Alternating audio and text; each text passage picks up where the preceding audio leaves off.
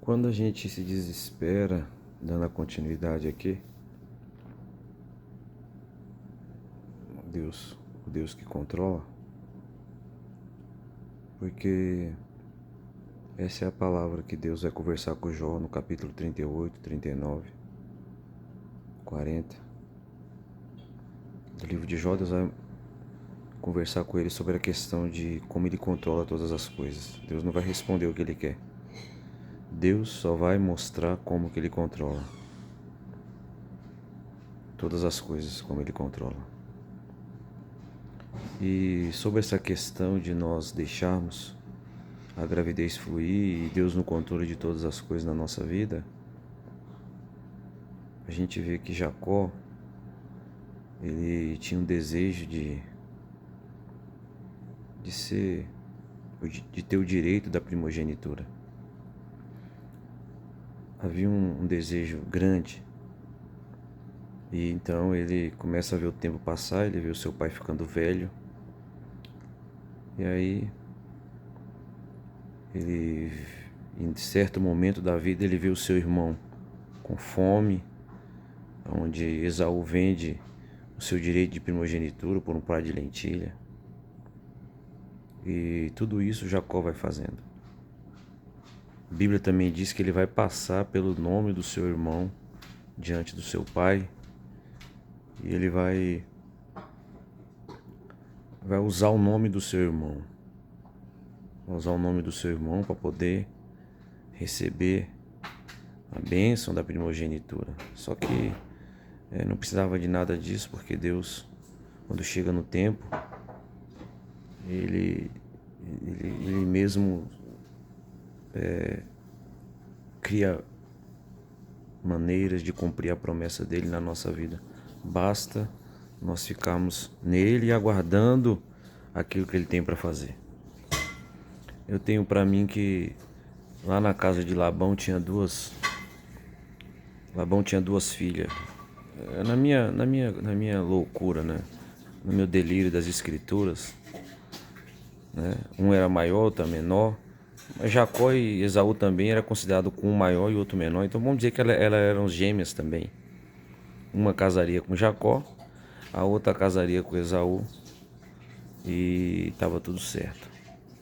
Só que a partir do momento que Jacó ele se passa por alguém, ele também vai ter que herdar aquilo que é de alguém.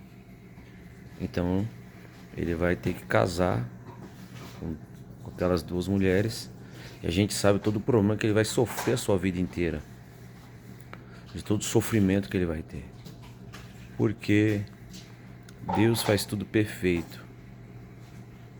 Nós é que queremos ajudar, correr atrás de uma coisa e começamos a tomar atalhos diferentes daquilo que Deus tem para nós. Só que Deus está no controle, pelo menos da minha vida. Eu creio que da sua também Deus está no controle. E Ele vai fazer as coisas acontecerem no tempo certo. Vai fazer as coisas acontecerem de uma maneira certa, de uma maneira perfeita e gloriosa, porque a Bíblia diz que ao seu tempo tudo Ele faz perfeito. Nós é que fazemos coisas erradas dentro do nosso próprio tempo. Nós então tomamos decisões erradas, fazemos coisas erradas, depois queremos culpar o próprio Deus por causa dos nossos erros, daquilo que nós colocamos à nossa mão. Só que Deus não precisa disso.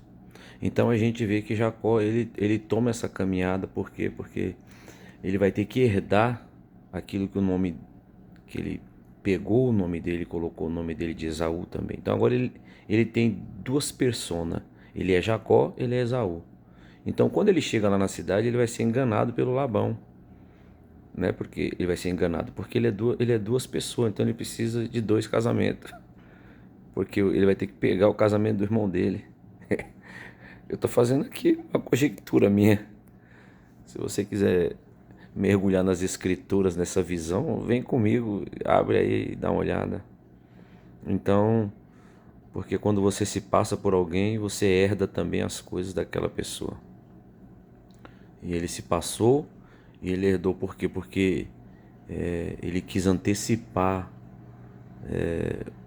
aquilo que é Deus que faz. é lá no Val de Jaboque, Deus vai aparecer para ele. E ali a gente sabe que vai acontecer muitas coisas, haverá uma grande mudança na sua vida, porque Deus é que sabe fazer as coisas na minha e na sua vida no tempo certo. E isso é muito glorioso, nós temos que aprender a descansar. Estamos vivendo uma época de muita dificuldade de conseguirmos descansar em Deus. E ficamos arrumando maneiras de tentar fazer alguma coisa, mentindo, passando atrás, passando os outros para trás. E nós só temos que ser cristão e permanecer na vontade de Deus. E as coisas vão acontecer. Você não depende de alguém que vai te convidar, ou que vai fazer, ou pedir para alguém te convidar para ir em algum lugar, para pregar, para viajar. Não, você é servo de Deus. Você não precisa de usar a sua influência para isso. Você não precisa de usar a sua igreja. Você não precisa de fazer troca, barganha. Não precisa de nada disso. Por quê? Porque se Deus quiser fazer cumprir, Ele vai fazer.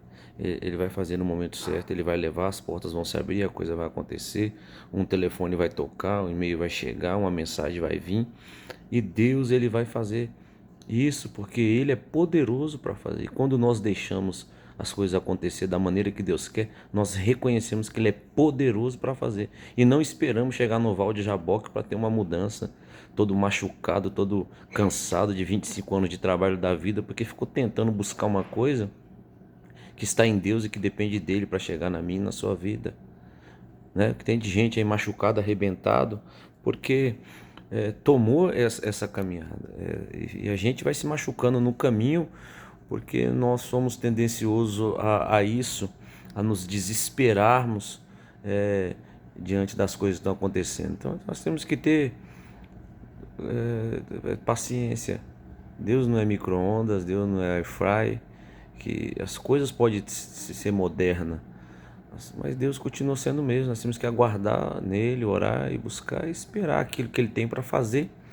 E não porque se a gente for querer colocar a nossa mão, a gente vai ter muitos problemas. Eu poderia ficar aqui citando inúmeros problemas por causa de querer fazer as coisas da maneira que eu quero.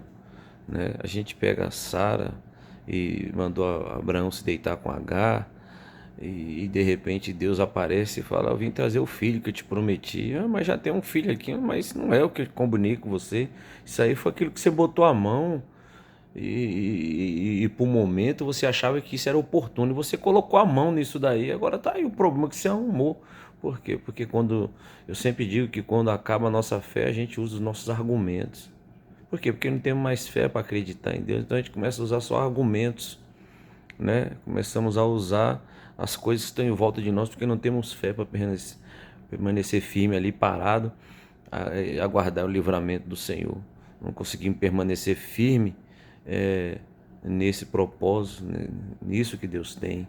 E aí nós temos que carregar muitos pesos na nossa jornada de vida, como Jacó carregou a vida inteira, muitos pesos, vivendo uma promessa, mas vivendo uma promessa machucada. Ele vive uma promessa, mas vive uma promessa machucada, porque toda vez que a gente coloca a mão naquilo que só Deus pode fazer, a gente se machuca. E a gente vai ver muitos que vão se machucando pela trajetória da vida, porque não sabe aguardar. Só que a palavra que Deus tem para nós aguarde só mais um pouquinho de tempo, que há de vir virá, e não vai tardar na minha e na tua vida. Eu ainda continuo movimentando todas as coisas. Eu estou no controle. Se você pôr a mão e se você querer fazer o milagre acontecer porque você tem algumas ideias, isso é um grande problema que você vai arrumar, que nós arrumamos. Deus abençoe. Em nome de Jesus.